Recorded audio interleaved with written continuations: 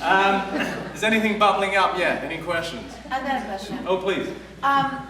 This is the thing. Whenever I hear, and let me try to be as clear as I can about this. So you're saying, so my problems, whatever my problems are, aren't my problems, they're me. Now, I believe you in terms of myself, but my mind immediately goes to Sudan. And without naming the atrocities that happened there, those atrocities are not in their heads, those atrocities are real. And the couple that I know whose child disappeared 2 years ago, they don't know where she is. That happened to them. So that's not them. So can you explain, like, that's where I lose you because I want to believe you, but then I'm like, well, why does that apply to me, but it doesn't apply to them? Right. No, it's a great question, and that's a much deeper question, right? So now we get into the kind of the concept of what we might call consciousness as a whole. You know, the idea of like 9/11. Why did it happen to those people? I could equally say, well, why did my mum die of cancer? How come my dad drowned on a boat? You know, woe is me. Now, for you, I'd make the distinction between suffering and pain. Like, we can all experience pain, right? Stomachache, toothache, the feeling of grieving. Like, I still today can like have a tear in my eye because I miss my dad. I'd like him to see me beyond the age of 17. So there can be natural feelings.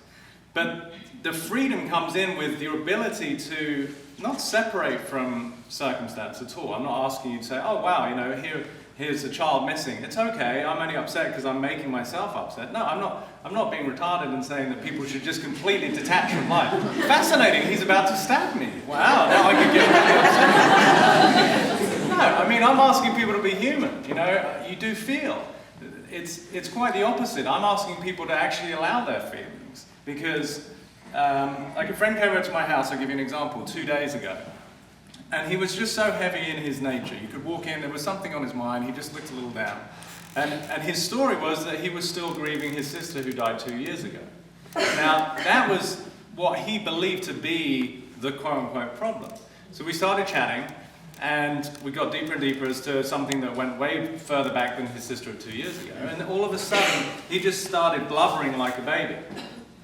And all of this, what I would call emotional vomiting, happened where instead of now walking around with all of this pain, he'd kind of released it, you know, and immediately there was a massive sense of freedom. He walked in with a bad back, that just went, because now he's allowed himself to actually feel what he feels. Whereas we're conditioned so often, I mean, especially guys in this room, how many times have we been told that boys don't cry?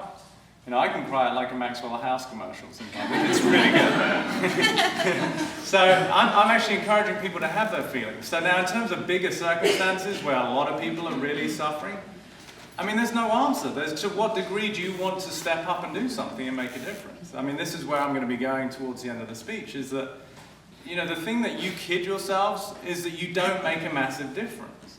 So who knows what that could be the catalyst for? I mean, in many ways, you look at what happened with 9/11, and it created a massive sense of unity, especially in that community.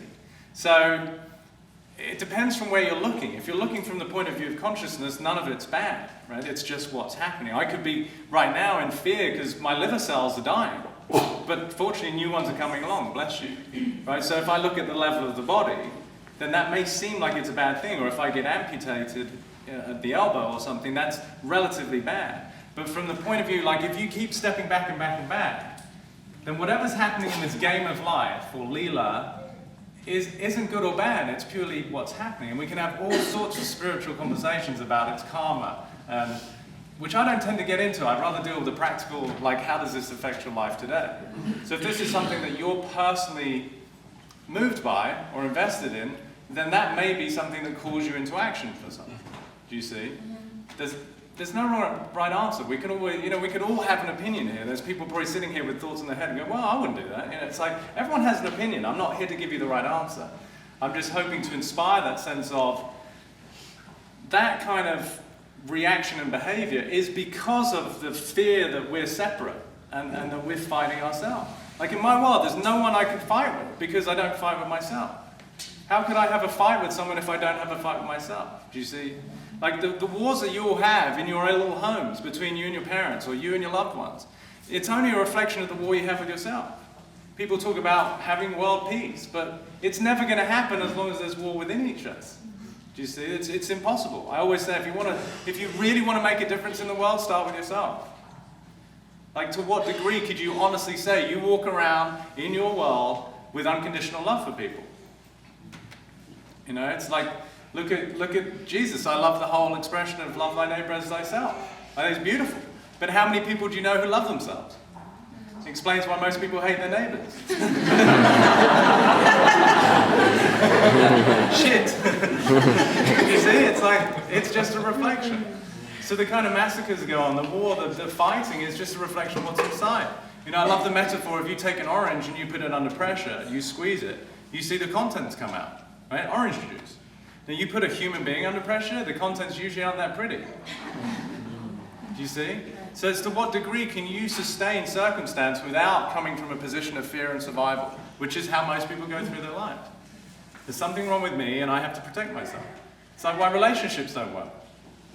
People are walking around in this invisible cell, in an invisible bubble of self-protection, like God forbid anyone actually finds out that I'm not good enough, I'm not wanted, I'm worthless, or whatever it is, but then you're trying to find love. Good luck. It's tough. It's really, really tough. And I know it doesn't answer your question, but I'm hoping it kind of inspires. Does it help? Yep. Okay. Whew. Any slightly easier questions? Yes. This has to do with what you just brought up in terms of relationship and how we all sort of inherently, to a certain degree or another, have a I'm not good enough, what if they find out my deep, dark ugliness inside. Can anyone relate to that, or is she just by herself? So can you talk a little bit about how the alternative way to approach it, like how to transcend all of that and how to... Okay, perfect. And I had the pleasure of speaking with this young lady in Real Quick Daily a couple of days ago, and it's a similar question where, how do we deal with that? Right? It's a perfect question. Like so many people will say, well, how can I let that go? How can I get over that? And if maybe here's the answer. You want to get it? Perfect timing. Call a friend. It's by recognizing that it isn't real. It's something that you made up. So you look at how a relationship starts, the whole kind of cogs of a relationship. Like to begin with, you could say an energetic exchange. Well, why are you suddenly attracted to certain people? You know, we could get into that, but then you start going on a date, or there's a flirtation period, and you're putting on your best face, right? You know, the ambassador of who you think you should be and who you want them to see. And that lasts for a while, but let's face it, it's pretty tiring to constantly have to groom and constantly wear the best clothes. Constantly tidy your house where for the last 6 months has been a wreck. So eventually, you know, the old habits kick back in, and then they see the wreck, and they see the non-makeup, and they see, you know, the big frumpy sweatpants, and it's like, wow, you know, where was the person I first met? So I'm encouraging you to say that the beautiful part of you is the frumpy pants, is the fact that you're human, is the fact that you have a wreck. It's just that you don't embrace that part about yourself.